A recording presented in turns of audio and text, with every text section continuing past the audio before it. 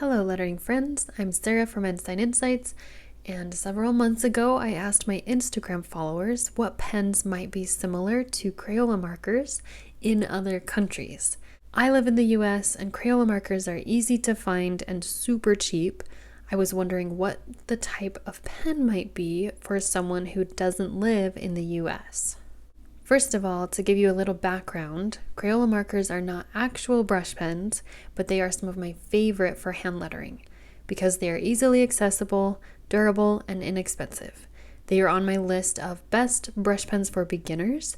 I will link to that video below. I love Crayola Broadline for larger lettering and Crayola Super Tips for smaller lettering. If you are interested in a comparison video with all of my Crayola markers, I will link to that as well. In the US, we also have Crazy Art markers. They are basically an off-brand of Crayola, so I compared these to Crayola to see if there was much of a difference. It looked like the Crazy Art tips were slightly smaller than Crayola, but I don't think it really made a big difference.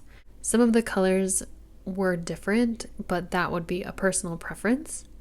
I noticed with both markers that they were pretty firm when they're brand new, so if you don't like firm markers, you may need to break them in by using them for a little while.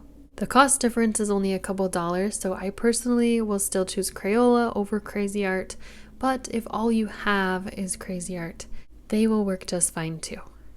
For international pens, I was looking for pens that are similar to Crayola, meaning they are easily accessible and cheap, and can be used for hand lettering. They don't necessarily need to have the same nib as Crayola. I got so many suggestions of pens to look for, but here I will just be showing you the pens that I was able to find on Amazon for an okay price. Because most of them are so cheap, they're not easy to find in the US, or shipping costs are super high. I would love to hear what pen you think might be similar to Crayola markers in your country. I know some countries do have Crayola markers for cheap, although some countries have them, but they are really expensive. And here's a little bit of pen clicking for those of you who like this.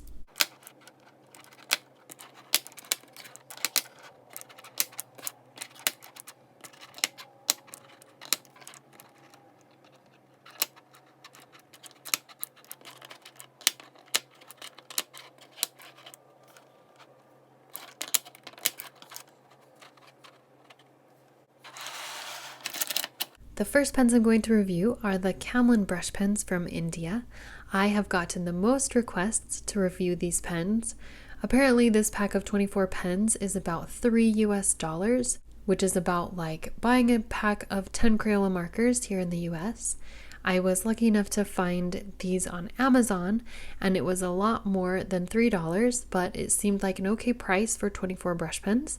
I will link to them below so you can see them for yourself. I have heard from several different people about these brush pens. Some people love them and say they are perfect for beginners. Some people really don't like them and say they are not good for beginners. I was really curious to be able to compare them to pens that I love and see what I think. I was surprised that they are actually a great brush nib, especially for being so cheap. They are very flexible and soft, kind of like Ecoline brush pens, so if you are light-handed, you may really like them. If you are heavy-handed and prefer hard, firm nibs, you probably won't like them. For beginners, I normally recommend something a little more firm or medium to get a hang of the strokes first. You can get different widths of downstrokes because the nib is so flexible. These may not be my first recommendation for beginners, but if this is all you have, they would build great muscle memory. They may just take a little more practice to get the hang of them, but learning lettering in general takes a lot of practice anyway. And if you are light-handed, they may be just the thing for you. I decided to do a side-by-side comparison with Marvy and Tombow just to show you what they're like. I left the sound on to compare brush pen squeaks, so be prepared now if you don't like that sound.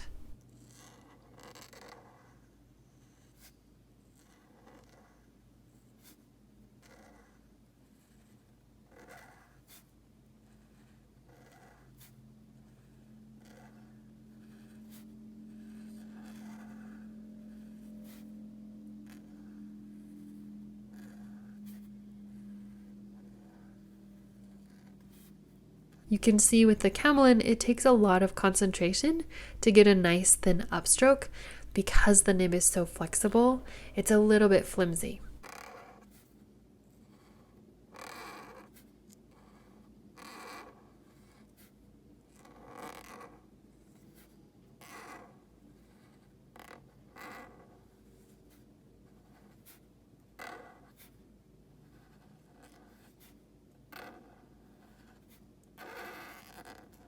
With Marvy, they are very flexible but a little more firm, so you do have more control over your upstrokes.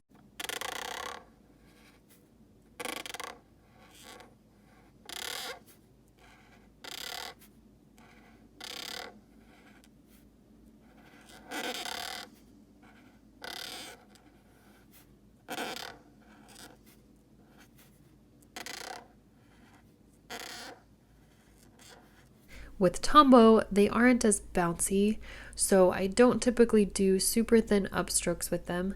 Camlin is definitely the softest and most flexible nib of all of these. And they really reminded me of Ecoline brush pens, so I'm showing you those here. They have the same length of nib and they are both very soft.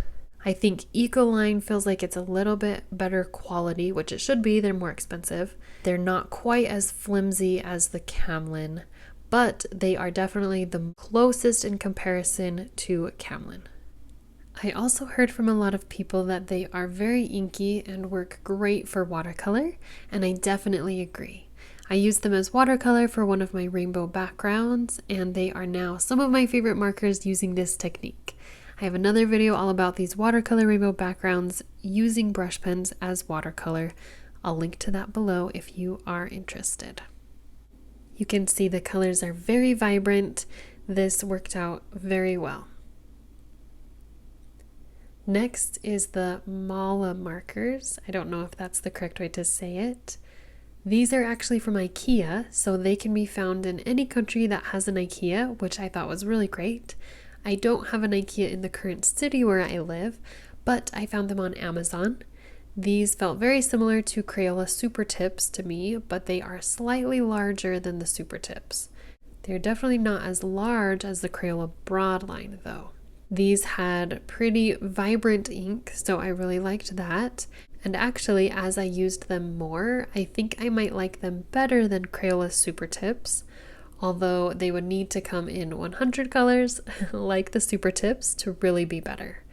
I am happy that I have these and I will actually probably use them more in the future. These are a great option. If you're just walking through IKEA one day, you can just pick them up. They're pretty fun to use. Next is the Faber Castell Duo Tip markers. Faber Castell is a German brand, so I assume these would be easily accessible in Germany. We do have this brand in America, so these were really easy to find on Amazon at least.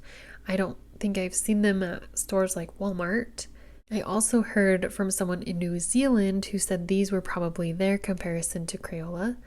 These felt very similar to Crayola Super Tips, even closer than the Mala markers. The problem I had with them is that the colors were not very vibrant. They just weren't as inky as the other markers here. I also don't love having two different colors in one pen, but that is just a personal preference. But they are a great option for something cheap. Next is the Maped Color Peps brush pens. The Maped brand had a lot of different options of markers, so I would say it was probably similar to Crayola, where they have colored pencils and other types of markers. And these ones were on Amazon. They are specifically the Color Peps brush pens. I was excited to try another potential cheap brush pen. However, I found right away that they don't bounce back. The nib stays bent, which is a terrible brush pen or marker in general. I was able to make it work, but these would be really hard to learn with because you don't get thin upstrokes very easily if your nib stays bent. You want a brush pen that will bounce back and help you get those thin upstrokes instead of you having to work really hard at it. I gave these markers away after recording this because they were so bad and I will not use them again. So if you see these in your country, they may be cheap, but I would recommend saving your money for something else. And maybe there would be something of this Pen brand that would work and maybe be a little more similar to just the felt tip of the Crayola Broadline or Super Tip. But these are the ones that I found on Amazon, and these ones I do not recommend. Lastly, I want to show you the Edding brush pens. This is a German company, but I think they may also be popular in most of Europe. They have other pen types like paint markers. These brush pens were an okay price on Amazon, and they surprised me the most because the brush nib is so good. I don't know how much these cost in other countries, but I would be willing to spend more money on them because they are such good quality. The nib is a nice medium nib and they bounce back so well. They are firm but flexible. They are the kind of marker that feels like it's helping you get the thin upstrokes because it's bouncing back with you. I really like them, and I only wish I had more colors.